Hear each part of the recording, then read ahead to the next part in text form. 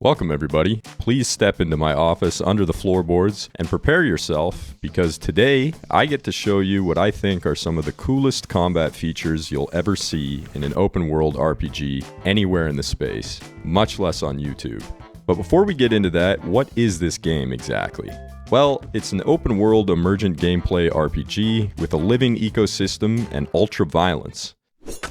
Like Kenshi or Dwarf Fortress, but with Mount and Blade style combat in a high fantasy setting. And folks, it gets harder and harder to describe in a short sentence every day because there's nothing I love more than expanding the game's scope. Which is why it used to look like this, and now it looks like this. I'm Code for Broke, the people's game developer, and let's get into it. When we last left off, I was bringing light to the tragedy of goblin-on-goblin violence by showing the player character senselessly hacking off the limbs of these other goblins. See, in this game, you can lose a limb without necessarily dying, instead enduring the remainder of your life without it, albeit with the possibility of replacing it with something else instead, but more on that later. Slicing off appendages is plenty of fun, but there's something missing. The juice. Yeah, the juice is sort of an abstract term that gets thrown around a lot in video games, and many people have different definitions of it, but it's best explained like this. The juice is the amount a game emulates the likeness of college football Hall of Famer O.J. Simpson. So let's take a look at how we can influence our game design with the juice. Now, if you were to allegedly attack a goblin on the steps outside of its condo, you might expect some kind of reaction when you hit them with a weapon. This exists to some extent in the game already, but now that the game is 3D, we can do much better. I made 4 new animations: a flinch from the left, right, front, and back. By blending the 4 directions together, we can get a dynamic animation dependent on the direction of force being applied, allowing characters to react in a much more organic way to another character's attacks. Now, this is pretty neat and all, but don't worry, it's not the stuff I was hyping up at the start. We just need to cover our bases on some standard effects, so when I reveal the really interesting stuff, it looks as cool as possible. I updated the game's item system to apply a different color to the weapon based on the material it's made from. With a simple mask, we can shade specific areas of the weapon with different material colors. With this visual cue, we can showcase a difference in impact. Here, a sword made from pine barely elicits a reaction, while a sword made from solid gold applies a much larger force. Just imagine this weapon is being swung by the first goblin to rush more than 2,000 yards in a single regular NFL season. It's tough to imagine this scrawny humanoid could ever achieve something like that, which is something that's always bothered me in RPGs. See, muscle mass is typically a slider you apply on a character creation screen with no carryover into gameplay. But not on my watch, thanks to a little trick called blend shapes. Blend shapes are more or less what they sound like. They allow us to provide an alternate position of vertices on a model and interpolate between them. It's something you typically see used on a face for character customization, but we'll use it to honor Z's instead, by scaling the muscle mass of our characters based on their strength stat. In this game, stats are allotted to specific limbs instead of the character as a whole, so they can each be scaled independently. This means you could, through specific intention or horrible misfortune, end up with one giant arm and one little arm, like a crab, or a big set of wheels and a thin torso. If I overlevel the character in-game, he eventually becomes an amorphous blob, which I'm tempted to actually keep in instead of capping, and instead have strength gain fall off massively so as to never expect the character would actually get to that size.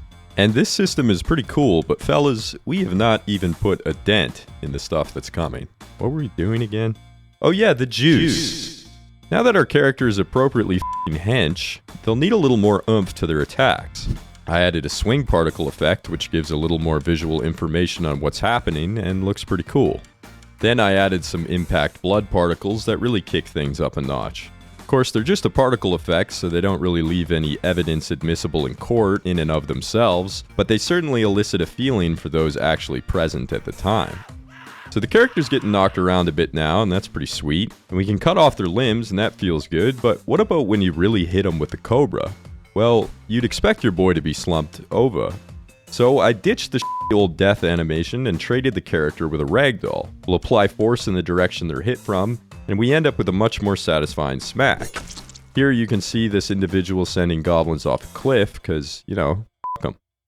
It's really a lot of fun mowing characters down now, even though the attack animations desperately lack impact, but that's a problem for another time. Now, slicing off parts of a character is neat, but what about some love for the boys with the blunts? I decided to create a new weapon, this Morningstar, because Morningstars are the second most radical blunt weapon I could think of, since I'm not quite ready to be figuring out flail physics. A blunt weapon like this, although menacing with awesome spikes, is not capable of severing a limb. It is, however, good at breaking bones. As it turns out, since we've already done the work to add the Ragdoll, we can utilize it only partially to create some even more interesting mechanics. If the non-vital appendage is broken, we can have it go limp and dangle off the character during gameplay. This is not the least buggy system I've seen, to be sure, but I'll be damned if it isn't fun. And it produces some pretty entertaining results, especially here where the character is still holding his weapon. You can swing yourself around and try to use the physics to still land a hit. I'm not sure if that'll make it into the final game, but just look at this poor bastard with 2 broken arms. I mean, come on. That's cool, but it's not quite complete. See, if you were to have some Sicilian mafioso break both of your legs, I don't think you'd hover over the earth dangling them beneath you like some kind of disability-inclusive superhero. So I created this prone idle animation, this prone crawl animation, and this prone attack animation, limited only to this lame stab. Now we can properly crush our enemies and see them driven before us, albeit without the lament of their women, since there's currently no girls allowed. I'll have to look into a way to leave long streaks of blood beneath a character that's crawling away to really drive the point home. I feel like I've talked about so much I've added already, can you even believe there's more horse cockery to come? I'll just take a moment to desperately beg for your money and plug my Patreon. It's like $2 and you get to see goblins named after you in these videos, plus, you know, it's supporting this game. Or you could just watch the whole video and like it and comment. Anyways, we need to address something that makes this game very visually boring, which is all of our goblins look exactly the same, aside from those taking PEDs. Of course, I don't have that problem myself because I'm not a racist and I can tell them apart, but for you, the viewer, that might not be the case. So I started prepping clothing for 3D. Since I'm not using sprites anymore and I don't have to worry about layers overlapping, we can finally remove the mandate on Zap Brannigan miniskirts and embark on a lovely aspect of 3D game art called weight painting.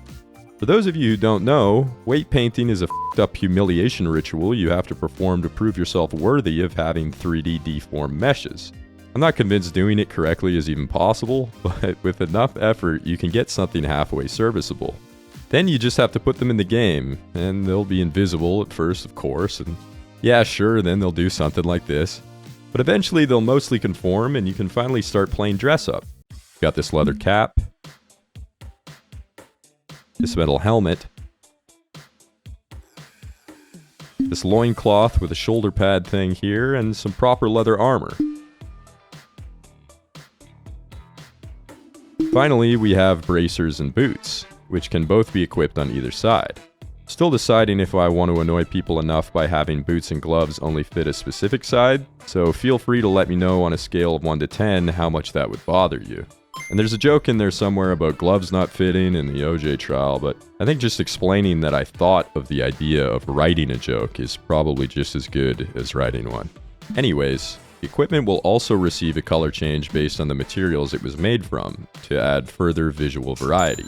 And I got rid of the world items using sprites, which was the last remnant of our previous era, so we're officially completely 3D. And that was fucking light work compared to the shit I'm on these days, boys. Now, finally, we can see all these precious pieces put together, and what a difference it makes in the feeling. Compared to how things were when we left off last time, it's night and day. I know it's going to be fun because I already can't stop booting the game up and massacring greenskins. But wait, don't leave yet because we're still not done. I've got one last little sweet treat for the fellas that actually watch most of my video. You can now pick up limbs and equip them as weapons. Now I don't think even OJ was alleged to take it this far, but here we are beating a man to death with his own severed arm. Or if you're more of a partial ass man, the leg. And finally, the head. Now don't ever tell me I don't do anything for you guys. I mean, come on, I'm literally giving you head. But it's still not good enough. It'll never be good enough, which is why there's even more shit to do next time. We're coming into like year 4 of a 10-year run. So I'll see you all next time. AAA. Peace out, everybody. Shake the notion my fate was up for me to decide.